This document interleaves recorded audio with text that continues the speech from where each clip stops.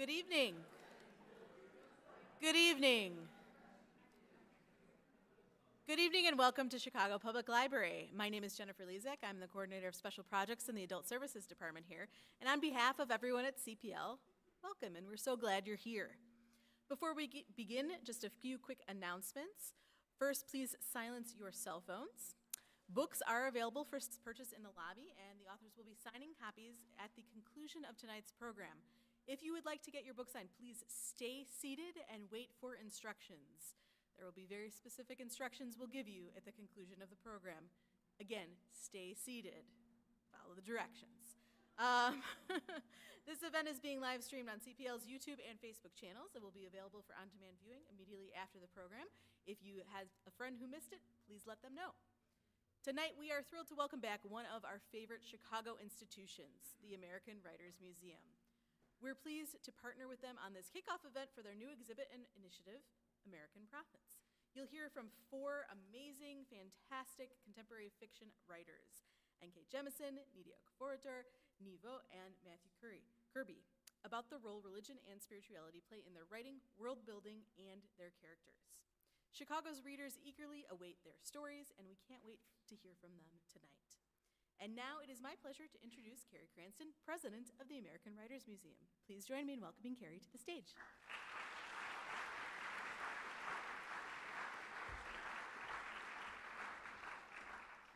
Hi, everybody. How are we doing tonight? Good? All right. I'm going to try and keep my remarks as brief as possible so that you can have as much time as possible with their authors tonight.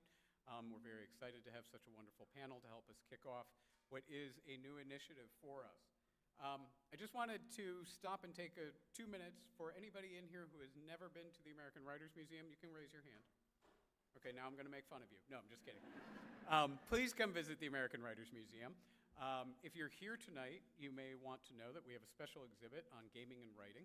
And I just walked Jemisin through it earlier today, and she was fangirling about the whole thing. So if you enjoy video games, role-playing games, or anything along that line, come visit and check out that exhibit, or come visit and check out the museum in general. Our museum is a fun and interactive space that celebrates American writing in all of its forms. We have really fun and engaging exhibits. We do all kinds of programming. We do some things remotely like this, but we often do programs in our museum. So if you're not on our mailing list, sign up, find out about author programs that are happening in our space. We've done programs here before. We like to do big events. We do an biennial festival every other year. We had one in 2024, 2022, and the next one will be in 2026, and we are looking forward to that as well. It was a one-day, 75 authors, 20 programs across the course of the day. It's really great, full of all kinds of panel discussions. We have fun events once a month called Get Lit. It is a happy hour. There is a bar. You can come to the museum. There are normally fun and interactive games and things happening in the museum on those nights on top of our regular exhibits. It can be anything from a murder mystery to a trivia challenge to all kinds of fun things that are thematic to that particular night. And it's just a fun and engaging way to get out. We are also extremely focused on education. We do field trips. We raise a lot of money so that we can bring in low-income schools to the museum and get kids engaged. We have curriculum from 3rd grade through high school and into college classrooms. And so we really love being able to reach kids across the spectrum and inspire them as the future of writing. So it's a lot of fun. We have typewriters. You can type on them if you've never have. You can post stuff on the wall, send letters home. We also do virtual field trips. If there are educators in the room, we can reach out to schools. We have a field trip in a box we send to schools around the neighborhoods or around Chicago. So it's really just a very fun, very engaging space where we do all kinds of things with families, with visitors, with kids. But tonight we're here to talk about our next special exhibit. So we have had special exhibits that are thematic, that embody a core set of programming, a special exhibit of content. Some big ones we've done were My America, Immigrant and Refugee Writers Today. It was a multimedia exhibit that launched in 2019. Oddly, it's relevant again in 2025. And all of that content is online on our website if you wanted to visit it. Interviews with over 30 writers, exploring the ideas and themes of what it means to be an immigrant in America. And so that exhibit exists online. We now have a traveling exhibit of our last exhibit, Dark Testament, A Century of Black Writers on Justice. And as I mentioned, our current exhibit is on gaming and writing. Tonight, we are kicking off and announcing a major new initiative for the American Writers Museum. American Prophets is an 18-month exploration of the intersections between writers, religion, and American culture. America's rich history of many religions is cataloged by our greatest writers and artists, and their work illuminates and changes the way we understand and practice those systems of worship. From the created gods of science fiction and fantasy and speculative works, to satirizations of rituals by our greatest comedians, writing about religion connects us to one another across boundaries. American Prophets explores that in programming that begins tonight and continues through the opening of our museum exhibit in November. Sorry, trying to advance the slides and it stopped. Give me 1 second. Make it advance that way. There we go. So just as a notion, the title, Where Does American Prophets Come From? Isaac Bashevis Singer, Nobel speech of 1978. He was pointing to the idea that when we no longer have confidence in the leadership of our society, we look up to the writer, the master of words. They hope against hope that the man of talent and sensitivity can perhaps rescue civilization, that maybe there's a spark of the prophet in the artist after all. He goes on to say that he fantasizes that literature is capable of bringing new horizons, new perspectives, philosophical, religious, aesthetical, and even social. And it is in the history of old Jewish literature, there was never any basic difference between the poet and the prophet. And from that, our new exhibit. So tonight, you're here for our Making Gods kickoff event. And coming up on May 15th, we are hosting comedy writer Dave Barry, who is releasing his first autobiography. And the connection there is that his father was a Presbyterian minister, and he's talking about how he went from that to being the class clown. On May 30th, we're having a program called The Last Supper. Author Paul Ely is looking at that period in the 1980s when religion and arts and culture really clashed. And then on June 23rd, we have Faith is Funny, comedy writers on God and religion. And that will include Peter Sagal, Negin Farsad, Kate Sidley, and Hari Kondabolu. So this is some of the programming that's coming up, and more programming will be announced throughout the year. And as I mentioned, the exhibit will open in November. The exhibit will span all areas of our museum. If you haven't been, then you don't know what this map means.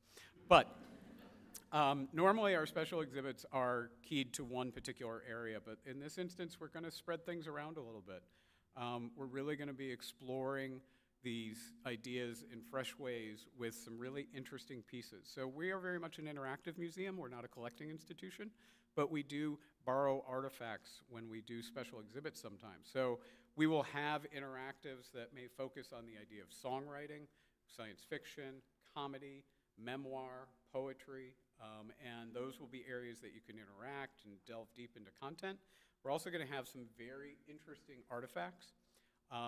We are going to be borrowing pieces from the estates of certain writers, very heavy religious artifacts for a particular writer that will show us how that religion may be reflected in their work.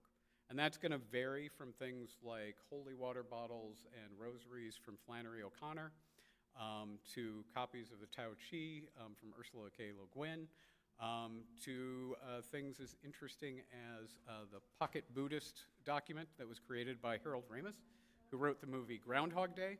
And if you're not familiar with the movie Groundhog Day, I'm going to guess that most of you are. And it is often cited as one of the most Buddhist films ever made. And Harold Ramis, who wrote the screenplay, was actually someone who was Jewish by faith and raising, but had become very interested in Buddhism, and he actually created these documents to give to friends. So we will have a copy of that. So these are the types of things that will be in the exhibit. It will span from our Meyer Gallery into our Reader's Hall. It will rest in a special multimedia presentation that will really explore some of these ideas. And so we're really excited about this program, about this series of programs and this exhibit, and we hope that you will come to more of these programs and that you will visit us at the museum when it opens, or this summer while the gaming and writing exhibit is still up. I want to point out that this entire initiative is supported by a grant from the Lilly Endowment through its Religion and Cultural Institutions Initiative, as well as the Wayfarer Foundation and our trustees. We are very lucky to have partners like the Chicago Public Library who work with us on events like this, and we have partnerships across the city, and we're really looking forward to making this something that is going to touch all areas of the city and really excite people. So we begin American Prophets tonight with a conversation about how writers of other worlds create gods, new systems of belief, and work within those in the universe they create. And here to introduce that panel is our moderator for this evening, Michi Troda. She's a 5-time Hugo Award-winning Filipino-American writer, editor, and narrative expert. Her work explores how to use empowerment, representation, and storytelling to attain collective liberation and to dismantle oppressive institutions, not just survive in them.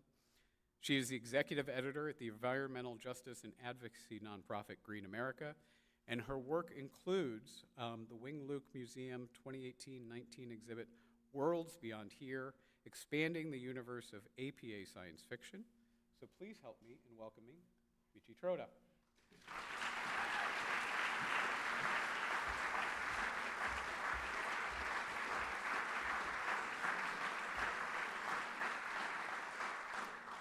Wow, full house.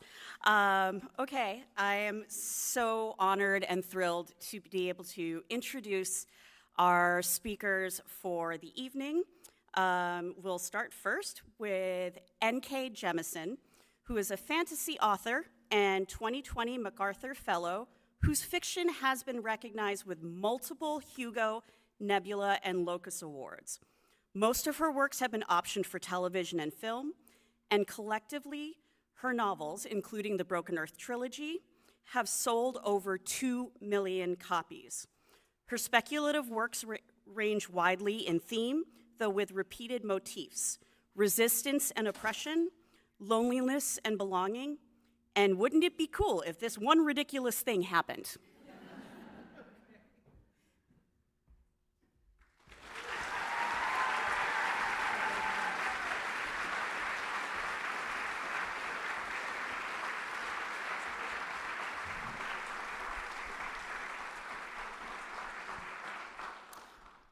Nnedi Okorafor is the author of multiple award-winning and New York Times bestsellers, including Death of the Author, the Binti Trilogy, Who Fears Death, and Lagoon, currently in development at Steven Spielberg's Amblin Entertainment. She has won every major prize in speculative fiction, including the World Fantasy, Nebula, and Eisner Awards, multiple Hugo Awards, and the Wole Soyinka Prize for Literature from Africa.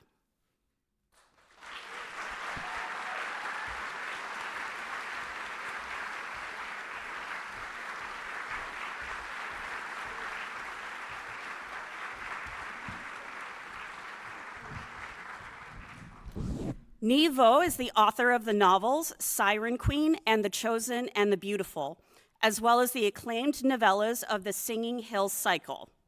The series entries have been finalists for the Nebula Award, the Locus Award, and the Lambda Literary Award, and have won the Crawford Award, the Ignite Award, and the Hugo Award.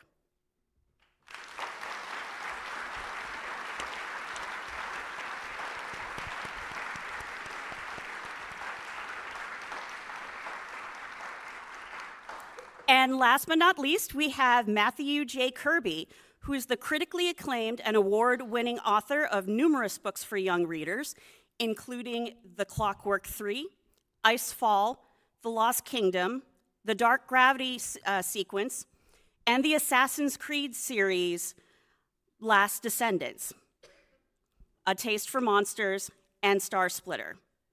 He's also written adult titles for Assassin's Creed and Diablo video game franchises.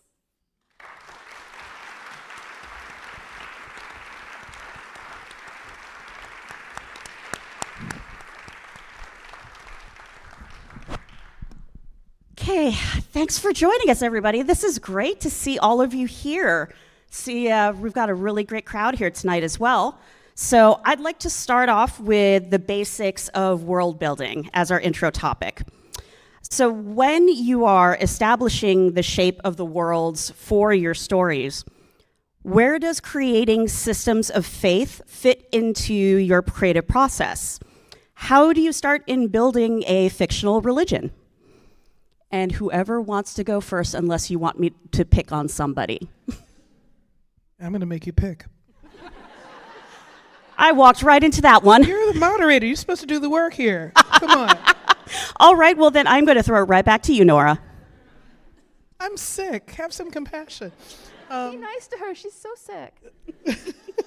I apologize in advance. I had bronchitis, and I am okay-ish, but my voice is not what it should be. So, I can only speak to my own process and my own books that I've written. I don't know what other folks, and I'm curious to hear other folks' process. For me, it depends on whether I'm writing a setting that is religious or a setting in which religion is just part of the culture. So I guess theocratic versus, a setting where religion is sort of the core of the society versus just part of it.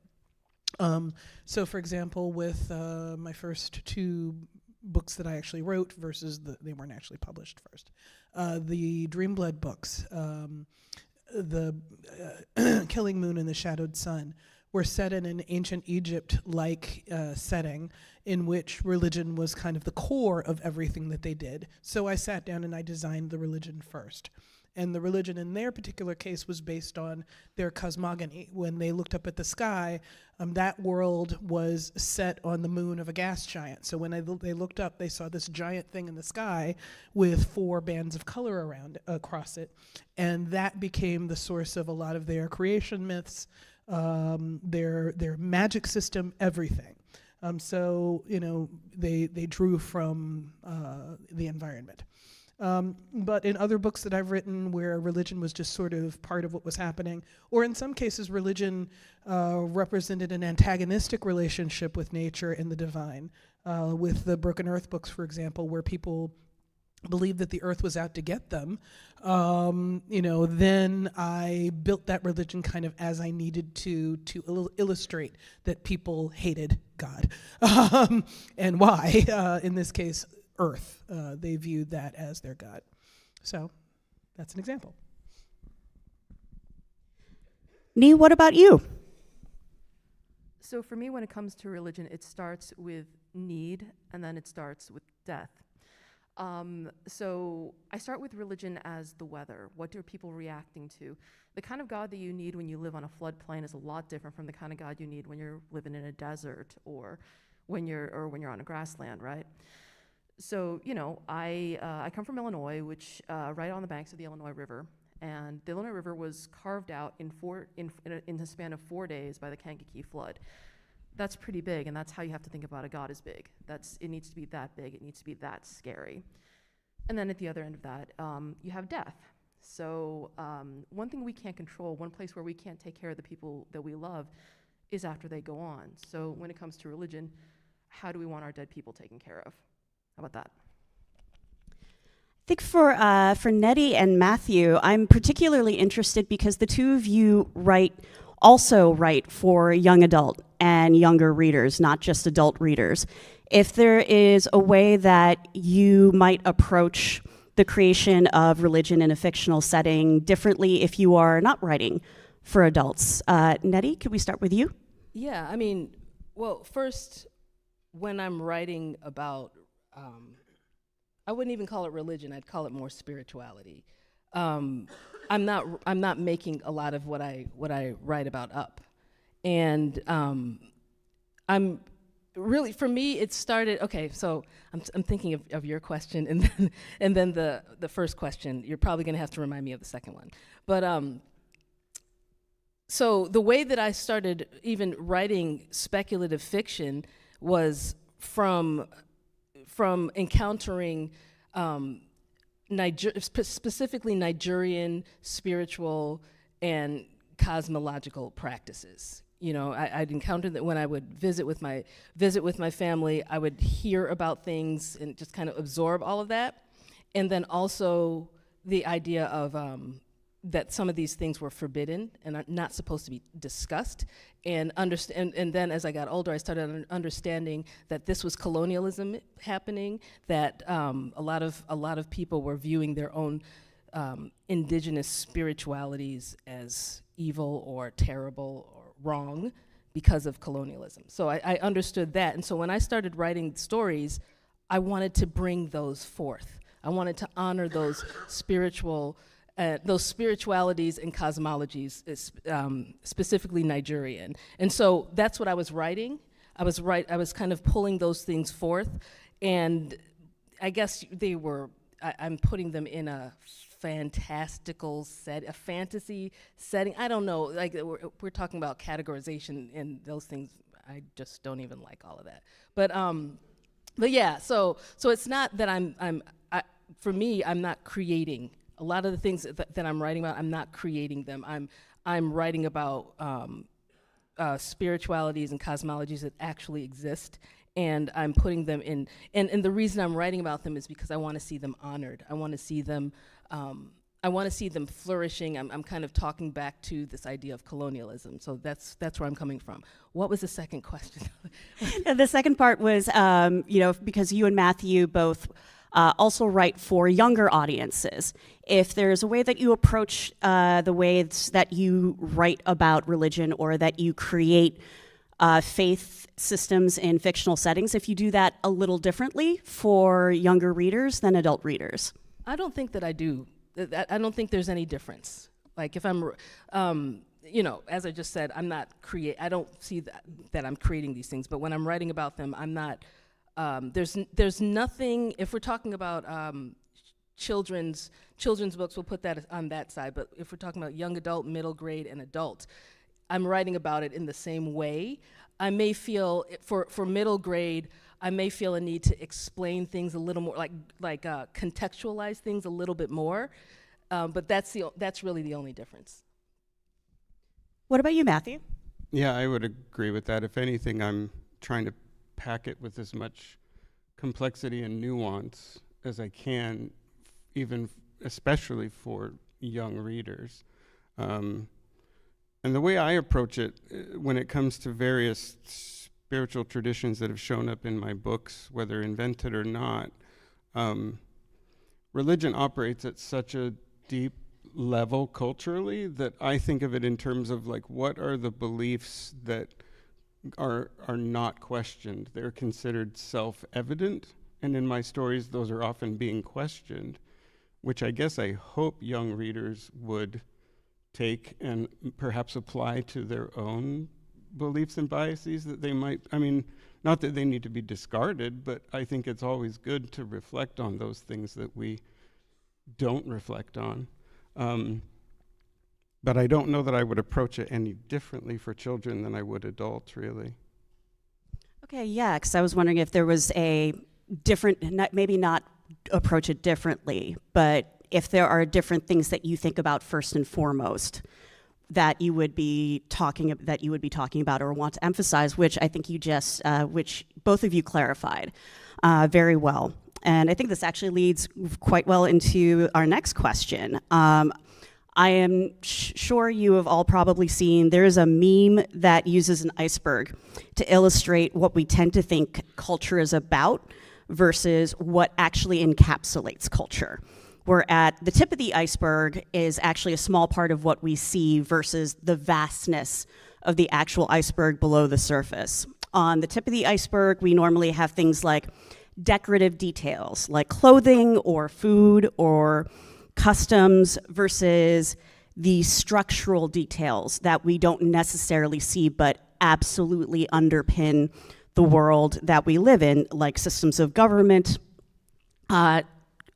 economies, and concepts of family.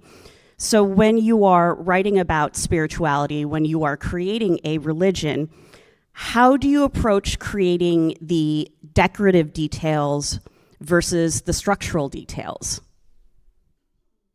And I will toss this one over to Nghi first.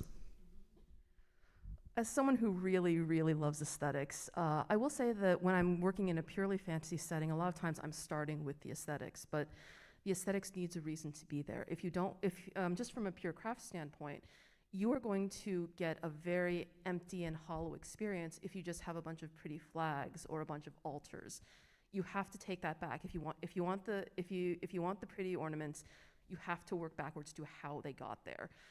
And once again, this is a great place to start taking apart things like colonialism, imperialism. Why do we do that? Why does it look like that? Who gets to have it and who doesn't? And when you start unraveling it, when you start to pull it back and figure out, for example, why do you need an order of storytelling monks who are trying to keep things true? Why do you have those? And you start wondering, for a long time ago, there was a huge need for them, and there's a reason they've been kicked off the continent. So when you start unraveling it, when you start going back from the aesthetics, which I think are a fine place to start, you're going to find some interesting truths when you start asking who can have what. How about that? Nora, what about you? I like to start with the common stories that I know the people in that culture all know. I am not super religious, but I was raised Christian. Typical black church, went to Sunday school, vacation Bible school. Miserable in vacation Bible school because it was summertime and I wanted to be somewhere else, and Grandma was like, no, you can learn about Jesus. You need Jesus, baby. She was trying to tell me something, but anyway, so I grew up with the basic stories that are so common to Christian culture, that I started to notice the ways in which we just kind of casually referred to those stories in our language and in our just everyday actions. And I find myself sometimes stepping outside or trying to step outside of my culture and looking at it as I think that an observer from another culture would, to the degree that I can. But you have to have that ability to step back if you are an artist. If you are trying to observe and understand people, you need to think about, where does that phrase come from? My grandmother would periodically declare, "Lord willing and the creek don't rise." What creek? Where is this creek rising? Why is she referring to this? And why do I know what it means? So things like that are those are the things that make a religion part of a culture, and those are the things that when you are trying to create a culture, you need to insert in order to show the depth to which that religion is inculcated within that culture. So I start often by writing a few little stories that I think everyone in that faith will know. Like with the Broken Earth books, it was all about how Father Earth was pissed off because he lost his child and then did many bad things. And so everyone refers to Father Earth being angry and da-da-da-da. They all know, they all have that same common language. Even their swears are built around those common stories. So I often start with those. Yeah, Nnedi, so you were talking about how you are working with spiritual traditions that aren't necessarily fictional.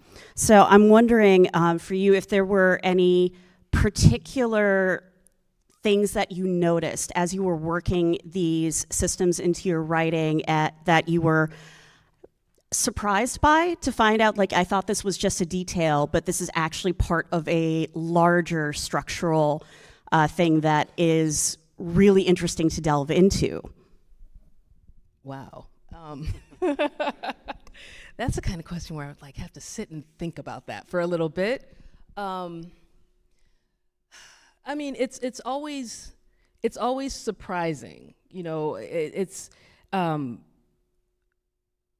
trying to think of one, and what keeps popping up in my head are masquerades. Masquerades is because I'm always writing about masquerades. So masquerades are easiest way to. They're not easy to describe. They're not easy to describe. I keep hitting this wall. They are almost every, I think I would venture to say every Black tradition has masquerades. I mean, just worldwide. That is part of it's originated. Yes, yes. And so masquerades are like manifestations of the spirits and the ancestors, right? So that's one layer of it. It's theater. Another layer of it is theater. It's theatrics.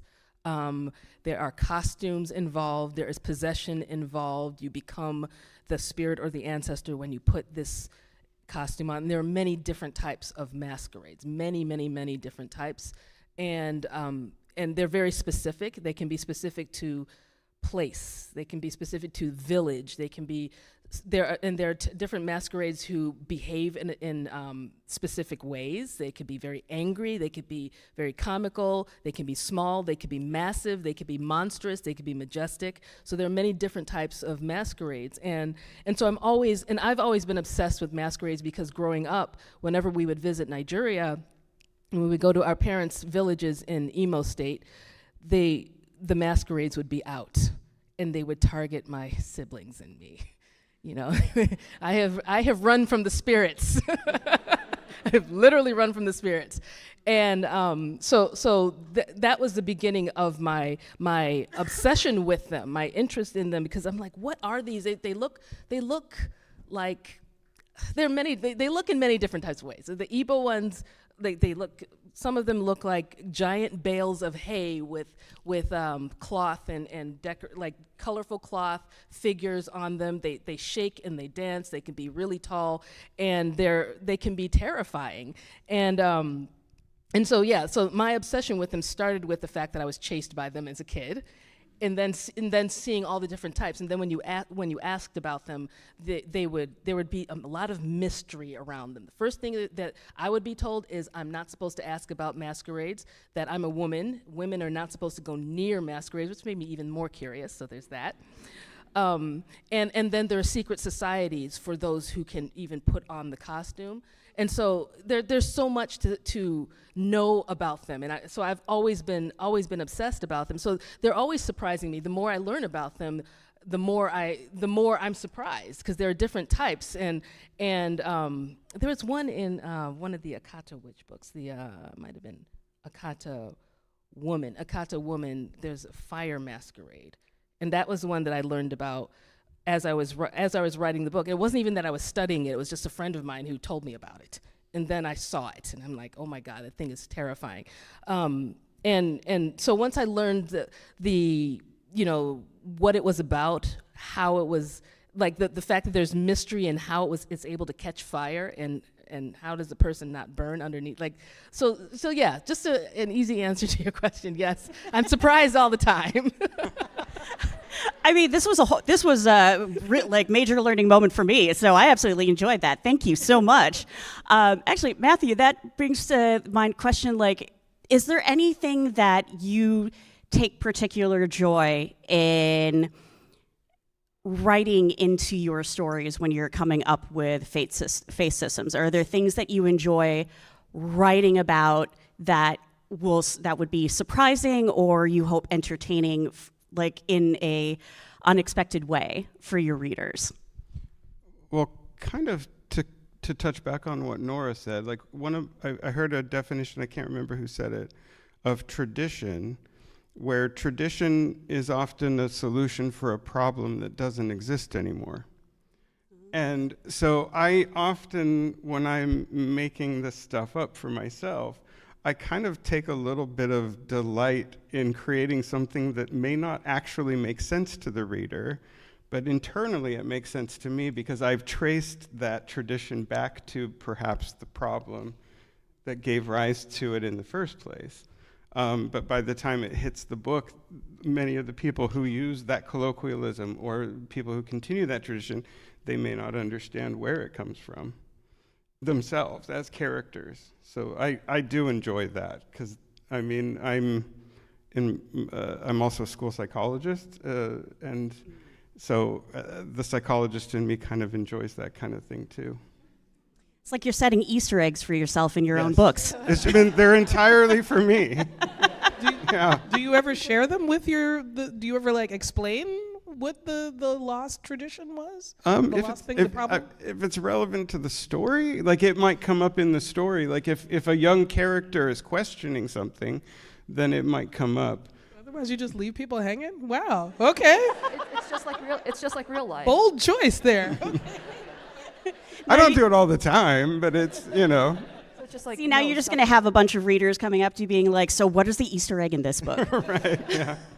Well, actually, I would like to circle back to something that Nnedi touched upon a little bit. And I know that there was a really great interview that Nora did back in 2012. So we are going way back in time here with Book Smugglers, where she was talking about the problem of exoticism in fiction. This is a really great quote. I love this. Calling something exotic emphasizes its distance from the reader. We don't refer to things as exotic if we think of them as ordinary. We call something exotic if it's so different that we see no way to emulate it or understand how it came to be. We call someone exotic if we aren't especially interested in viewing them as people, just as objects representing their culture. And what I'm curious to know your... Yes, that was you. I did my research, Nora. I believe you. So, I mean, I'm very curious to know, particularly, Nnedi, as you're talking about, a lot of this is exploration for you of your own traditions, some of your own history. How do you navigate that exploration and inclusion of those details in your story with the complications of the external gaze that can be exoticizing when you are writing these details? I don't really worry about that. I don't worry about it because it's I don't know, there's and I'm fully aware of it, but I kind of embrace it. For example, masquerades. Someone over there, they're normal. They're common. They're nothing to stop at. You know, for me, it's my Nigerian American gaze. It's the fact that I am born of Nigerian immigrant parents, and I'm born and raised in the United States with all of my experiences in this country, and then brought back over there. And those connections are made, but the connections are different. And so things that stick out to me are going to be different than things that stick out to people over there. And there's no problem with that. And part of it is also that part of the reason why I don't really worry about it is that what I'm writing about, I understand that I am not separate from it. I am deeply connected to it. Anything that, the way that it is viewed, whatever I create, it's going to fall back on me. The judgment will always fall back on me. So I have to take responsibility for that as well. So it's not just I'm writing about others over here and I'm exoticizing others over here, and none of that's going to fall back on me. Everything that I'm doing is going to affect those who I'm portraying and myself, because we're directly connected. So I'm not really worried about that. And I also understand that I understand my point of view very clearly. I understand that it is Nigerian American, and there's nothing wrong with that, and it's going to see things differently. I understand that, and so I think that's why I don't really worry about it. I don't have an insecurity about, oh, I might be looking at this in a skewed way. I feel like I come at it with an understanding and an awareness, and that is reflected in what I write, what I create. I think, Nghi, when you wrote The Chosen and the Beautiful, which is a retelling of The Great Gatsby, highly encourage everybody to read it. One of your characters, the main character, you reimagine as someone who is Asian American, and there is, a long history with our particular identities being, not more than anyone else, but it is something that from direct experience I know is you are not only navigating the external pressures, there are things that when you write, you find you have exoticized yourself, particularly when it comes to looking at maybe spiritual traditions that you were not raised in, but maybe you wanted to reconnect with as part of your writing. So I'm wondering if that's something that you have navigated as a writer in your own storytelling. So the first time I was ever called exotic was when I was about, I think it was about 7, and it was outside a fried dough stand by a nun. So, you know, I'm pretty comfortable with that particular identity. When you have to add hyphen American to the end of your labeling, you get really used to the idea of being considered other. That becomes a territory and a navigation that becomes a part of you. You're not just necessarily othered from one culture, you're othered from 2 or 3 or 4, depending on how many communities you end up in. And the best thing that you can do when you're trying to navigate them is not to hurt anyone, but at the same time to realize that you can't treat your readers as children. That's a thing I run into a lot when it comes to editing. It's they're like, well, do you want to explain this? Do you want to explain that? I'm like, no, the readers are smart. They'll figure it out. Like, a while back I was reading When the Angels Left the Old Country, which was fantastic. It's full of labor history. It's full of Jewish history from the early part of the 20th century. It's great. And I considered it a privilege to read it with Wikipedia open because I didn't know any of that stuff. And I'm like, if they want the book, they can read it with Wiki open if that's important. And for me, that's part of the writing process as well. It's, you know, I ask around, I do my research. I understand that at some point I will get it wrong, and if I do, I'm sorry, but, you know, it's not going to stop me from trying again. And Nora, I feel like you have things to say because I've seen you nodding and shaking your head, and I'm enjoying the fact that everybody else in the panel has really interesting things to say about this. I think of the Own Voices movement had its flaws, but the core of it was recognizing that when people are writing about themselves and their culture, however distanced that is from mainstream American culture, they are helping humanize, they are de-exoticizing those cultures because they're emphasizing the humanity and the personhood of everything that they're sharing. And I think that is one of the reasons why we're seeing such a big push on book bans right now, because the conservatives have realized, I don't want to start a whole to-do, but the conservatives have realized that their kids have been reading about people that aren't Trumpers, and that their kids are learning and understanding that those people are people too, and we can't have that. So, you know, I mean, it is the nature of what we all do that we are treading, you know, in waters sometimes that are outside of our own experience, but we're bringing those waters, well, that's mangling that metaphor. We are sharing those waters with the desert of American culture. just lean into the metaphor, Nora. Just lean into it. I had to do something. That was going somewhere really bad. Okay. Well, you did well. Okay. It's the cold medicine. I'm sorry. Actually, Matthew, I am wondering from a craft perspective, I think it might be interesting for other aspiring writers to know when you were starting out, what were some of the things that you learned to be aware of in creating characters, creating cultures and such in ways that are not exoticizing? Were there things that you found you didn't expect you had to unlearn? Because I think learning from our mistakes is just as valuable as getting it right, if not more so on the first time around. So I would love to hear your perspective. Yeah, absolutely. I mean, something that I've always wanted to do in my writing is depict the world that I see. And so that includes diversity. Like, I want my world to reflect. I mean, I grew up with a dad in the military. I moved around a lot. I lived in a lot of different cultures. We were just talking about the Filipino food I enjoyed when I lived in Hawaii as a kid. So when I'm approaching that, though, like, I do feel a lot of responsibility to get it right. And there's that saying, don't be a tourist.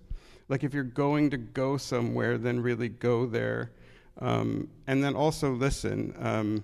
A friend of mine who may be in the audience tonight, Urania, she, when I was writing an Assassin's Creed book that featured some black characters in New York City during the draft riots, she was gracious enough to read it for me, and she caught some glaring mistakes that I made that as soon as I saw it, as soon as she pointed it out, I was like, oh, I almost swore just there. Like, how could I have missed that? Like, I felt so dumb, but I was so grateful for her helping me to see that and then kind of fixing that so I didn't say something I certainly didn't intend to say. Like, it was never my intent to say that. So yeah, and I think that we all have blind spots and biases, kind of going back to what I said earlier. Like, again, to put on my psychologist hat, like I'm kind of constantly trying to check my own biases and to make sure that I'm not going and leaving things unquestioned that should be.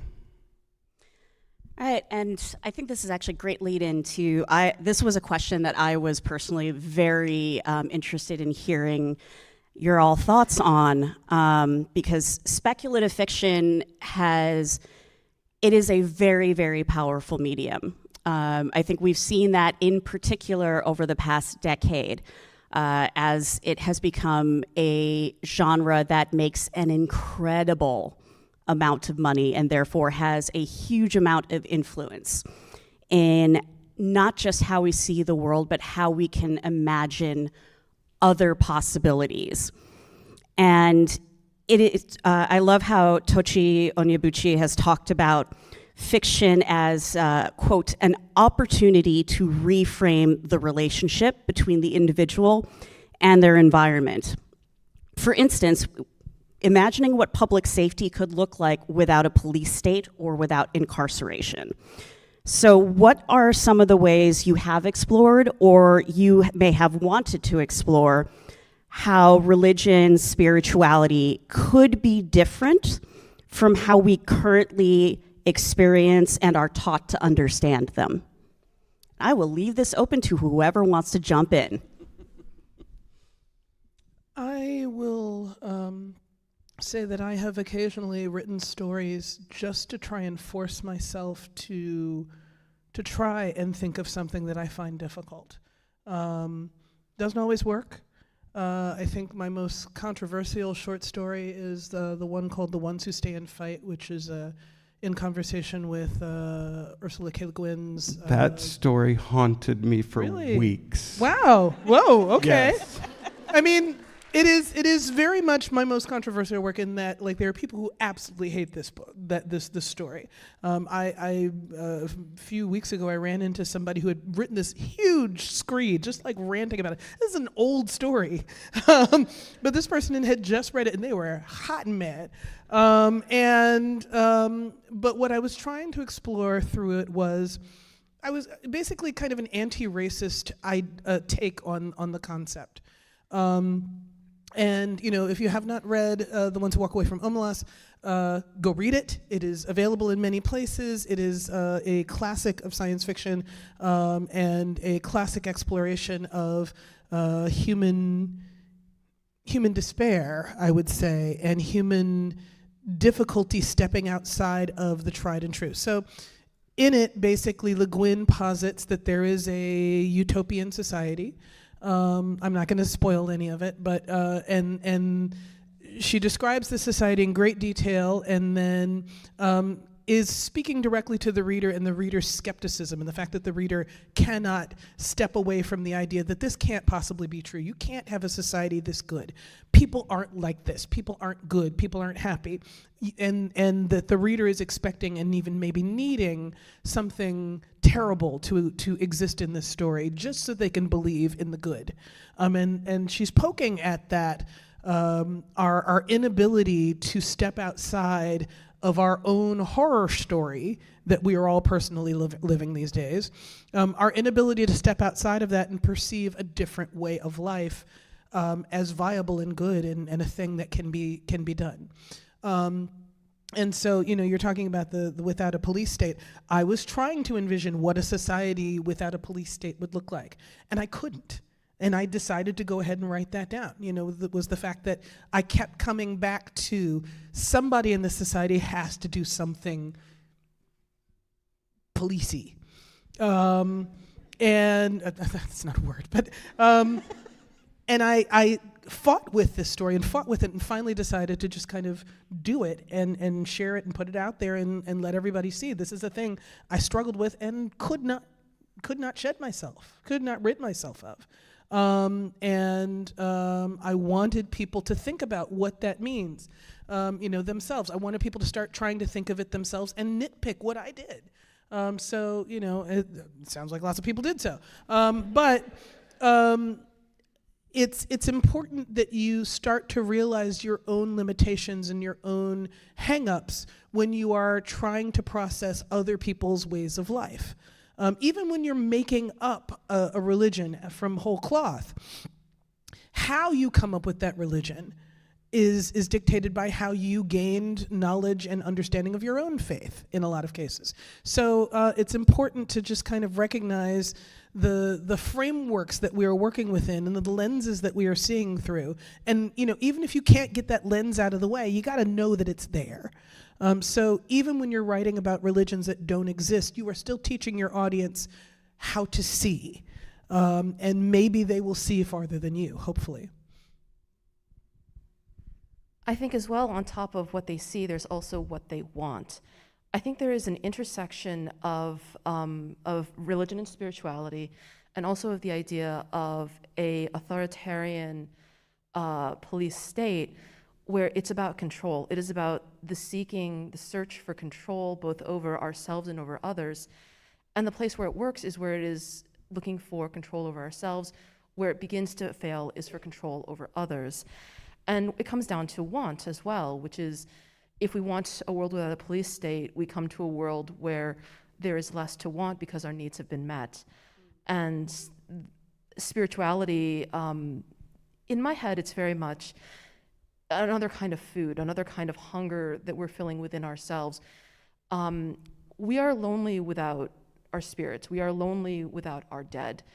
There is a hunger in there that we are trying to feed, and at the same time, how do we love them? How do we love ourselves? And it comes down to what we're allowed and what we want and what we're looking for. That sounds pretty good. Can you repeat the question again? Because I'm like so into the responses here, but then I'm like, I lost track of what the question was. No, that's totally fine. I'm just like, I was actually, what are some of the ways that you have wanted or have explored in your work how we can think about religion differently than the ways in which we are currently taught? Like, whether it's what does religion look like, what does it serve, what are some of the things that you have wanted to interrogate and imagine differently? Yeah. I think the reason why I forgot the question was because I didn't want to answer the question. Because like I had like an instant like a response of, I don't want to talk about that, because there are things that I do with religion, and first thing I was thinking about was Who Fears Death in the Book of Phoenix, where I'm doing some things with religion. See, it's starting to stop now. I'm commenting on some aspects about religion that I find problematic, and the only way I can comment on those things is within story. Like speaking about those things is very hard for me. Like just nakedly speaking about those issues that I have with religion. And I mean, just to give you a little bit, I mean, I really want to do. Yeah, I have some issues with Christianity. I will just say that. I've got beef with Christianity. I was raised Catholic, but I'm also Black. So yeah, I'll just leave it at that. I think there's a bunch of diasporas that have that same feeling. Like Yeah. several million people, possibly billion world over, that have the same feeling. Yeah, but it's hard to talk about because people get very emotional about those things. Those things, you know, and those things that so Yeah, I'm Filipino. I have no idea what those issues might be with Catholicism. No idea. They're just difficult. They're difficult things to talk about, like the role that Christianity played in slavery, the role that Christianity played in colonialism. Yeah, there's more, but and so for me as a writer, I have a hard, like as you can see, I have a hard time like nakedly talking about those things. So it's easier for me to write them in a story. And so like Who Fears Death and the Book of Phoenix, the role that religious texts play in both of those stories and how things play out, and the idea of and this is a theme that I keep coming back to, the power of story and the power of storytelling and what that does for humanity. Those are things that I'm just constantly interrogating, because this idea of storytelling and religion, they are not separate. And the way that they are used, there are just similarities. So I guess my point is that, yeah, I do that, but it's hard for me to talk about, and that's why I write novels. Which is a perfectly fair answer, and one I think is really good to actually think about why storytelling matters. It's a way for us to interrogate and communicate things that we have no language or capability of saying straight out, right? Matthew, what about you? How does all of this work for you? Well, something to go to that question of like a world without religion, kind of. I sort of went there a bit in Star Splitter. I worked a lot of that out for myself that doesn't make it into the book, because the book is a first-person narrative, so that character, there's just a lot of stuff she doesn't think about or know about. But the book is basically taking the classic teleporter paradox or teleporter problem, like a science fiction trope. The idea being that you're not actually sending the matter that is you. Like they're scanning you and then sending the data and then reconstituting you on the other side. So when you get into the teleporter, and this came from a short story by James Patrick Kelly called Think Like a Dinosaur that I read in college that stayed with me for the next 20 years or whatever, and Star Splitter came out of it. Like, what is that like to get into that scanning chamber knowing that this body is going to be destroyed and I will, or a version of me will wake up on the other side? And I realized a society that's going to embrace that has to let go of the notion of the soul.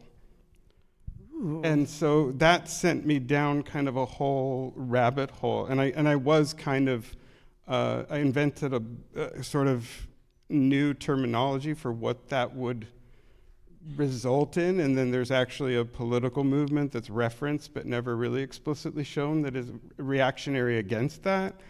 So yeah, it's kind of, I think about spirituality a lot. I mean, I was raised in a religion that I'm no longer a part of, and so I get the like spiritual but not religious kind of distinction. Yeah, it's actually had me wondering. I can't think of a single story where one of the questions has been, what would religion look like without hierarchy? But yeah, and I think I can. Ooh. Please, recommendations. Parable books and Earthseed. Oh, yeah. They kept trying to make Lauren Olamina like when she was obviously the origin of it, but they kept trying to make her like the priestess, and she kept fighting that because that was not what it was supposed to be. Every person who believed in Earthseed was also a priest or priestess, if you wanted to think of it that way, or was an expert on how they became God and how they forged their relationship with God. So I think that counted as a flat religion. Which means I need to actually go and update my to-read pile, which is going to bury me at this point. I do wish that she had done the third book. I really, there's so, if you didn't know. On it though, Yeah, no, she'd stopped. But for those of you that don't know, there was supposed to be a third book in that parable trilogy. There's a beautiful article on Lit Reads, maybe, about how they found her notes after she died of, the different iterations of it. She wrote several versions of it and was never happy with it. And how, she kept trying to explore it and could never really quite get there. And it sounded like the core of it was going to be that the people who followed Earthseed many years after the first two books go to another planet and actually start the process of becoming Earthseed on another planet, bringing humanity to the stars. But the planet that they landed on was supposed to be very gray and dreary and kind of depressing. And that began to change the religion. That began to change Earthseed, because it's really hard to feel like you just have to kind of, how you respond to change is your expression of God, but you are depressed, and how you respond to change begins to be you aren't responding. So I'm explaining it badly, but I really wanted to know where she was going to go with that. So I think, as we are winding down, we've got 13 minutes left. I think all of you at some point or another have talked about why it's important for us as readers, writers, editors, anyone who consumes these sort of stories, to not just think of them, there's no such thing as just entertainment, because we are not consuming this in a vacuum. I would like to know what you think in particular about religion and spirituality and systems of faith, that you think, what are the things that we should be thinking about, and why is it important for us in this particular moment that we're in to interrogate how the stories we are reading shape our perceptions of the world as it is and the world as we could imagine it to be. That's a long question. Yeah, It's a really long I will say, the first thing that pops into my head, I have been doing a lot of thinking lately about the ways that we as a culture separate religion from life, and also separate spirituality from science, technology, etc.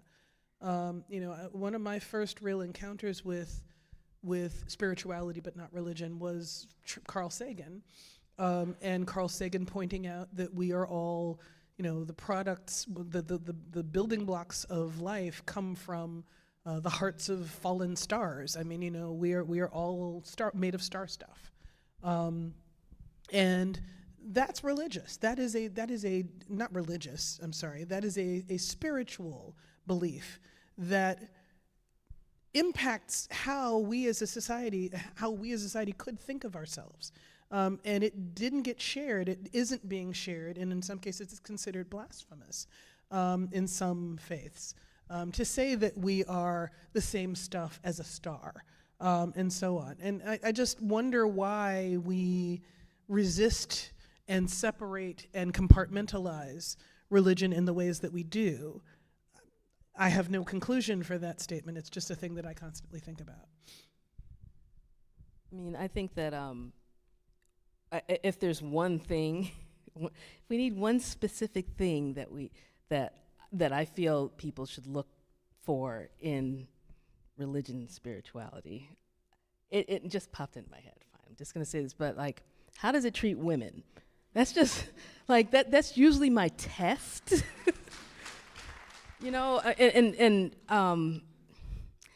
I am very, that's my test.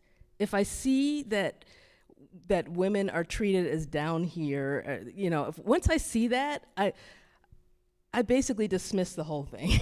It just, and it's very often that I see it. I just, so that's my test. If you don't pass that test, you're not passing anything for me. So there's that. But I guess the advice that I would give is just to be open to just listening to all the different ways of thinking, even with the flaws. Even if I'm going to kind of contradict myself a little bit here, but even if it's got some issues with women, listen and kind of take it in. And because I just feel like the truth is in many voices. It's in the voice of many. So you have to be able to listen to all different types of thought, different types of spirituality, different types of religion. But like, when I say listen, it doesn't mean that you follow it. You have to follow it. I mean, that's something that I personally am very resistant to, this idea of following something.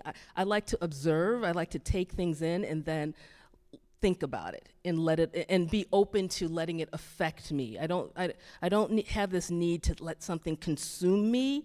And I think that like right now I'm seeing a lot of that where people need to be consumed by something. They need something that's going to tell them what to do, and where they can just sit back and follow that thing. They like to follow things. And I just that openness of just taking things in, taking different ways of thinking it, being comfortable around those who think differently. All of that I think is really, really important right now. So I think we come to religion first in a lot of ways. For a lot of us, it's a smack to the face, it's an extra bit of food, it's a charity box full of warm clothes for the winter that you never expected. But what comes after that usually is the story. Religion, spirituality is giving you a story to hang on to. And, my degree is, I actually have 2 degrees. None of them are in creative writing, but one of them is in media studies. The other one is in political science. And what those degrees teach you very quickly is everyone is telling you a story.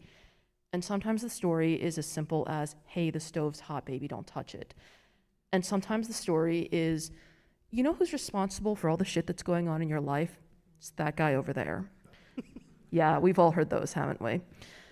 And you need to be careful who is telling you this story and why are they telling you this story. And it doesn't matter if it's a fairy tale, it doesn't matter if you hear it at church, it doesn't matter if you hear it at temple. They're telling you a story and you need to figure out why. And you need to figure out what they're trying to get out of you. Do they want to make you feel like shit? Do they want you to understand that other people are shit? Are they just telling you that, hey, maybe everyone needs to be fed? That's probably the story you want to listen to. You want to follow that person. But at the end of the day, I don't believe we're stories. We're people. And that means that we get to judge stories. And we have to judge stories. And we have to judge our gods. And we have to judge our dead. That sounds like a really deep was thing to end on. quite profound. I would totally echo that. Like, if you're thinking about science and religion, which are often put in, as opposed, in opposition to one another, like, they're both stories that describe our experience in ways that are made tolerable and or coherent. But the problem is they admit different sources of data and evidence. Like science and religion, those two experiences, and they rely on very different sources of data. Sometimes, again, going back to that, sometimes no data, sometimes it's treated as self-evident. But yeah, I totally love what you said about that, because I think anytime you are hearing a story, it's important to ask who and what is this story serving? Like, what does this story maintain? And should that be maintained? And particularly with religion, it has historically propped up systems that have caused incalculable damage. And so I do think that interrogation of those stories is really important to hopefully find, if it can be found, something spiritually meaningful that you can smash and grab and leave all this shit behind. And don't trust us either. We're up here, but maybe ask us why we're doing what we're doing. See, now you're just going to get a whole bunch of questions from folks as you're going to be at your signing tables. Okay, so we are down to our final minutes, and I would love to make sure you all have a chance to just sort of talk about what is a project or a piece of work that you have going on right now that you want to make sure that people know about. We're going to start with Matthew over here. Well, I'm currently working on a fantasy that I've been working on since I was basically in high school, but it's actually under contract now, so I have to finish it. But Star Splitter is my most recent novel, other than I've done some lore books for Diablo and things like that. Those are just sort of side projects that are just for fun because I'm a geek. Okay, so I'm at the tail end of this tour, and I just got the permission to talk about this. I'm currently writing a historical Americana Magica novel about the 1890s, the Gilded Age, you know, that incredibly foreign time when the rich were hyper rich and the rest of us were just trying to make a living. You know, never seen anything like that before. And it's about a Vietnamese American woman named Judith who's on the run from France. She shows up in the United States. She's not having a very good time because, God forbid, she has to work for a living now. And she understands that if she sews a white girl's face to her own, she might get the chance to dance at the balls and marry a demon lord. Sounds cool, right? Did you just say sew a white girl's face to her own? I thought I was relatively clear, yeah. Just checking. Yeah, no, that's a thing that happens. You can do that.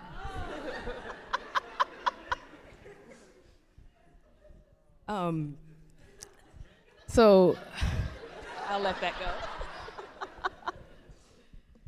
So I've been calling 2025 the Great Conjunction for me because I've got a lot of things coming out this year, or that have come out. And first, Death of the Author, my novel, came out in January, and that is, I guess, a Nigerian-American family saga and a post-human robot fable. So those two things.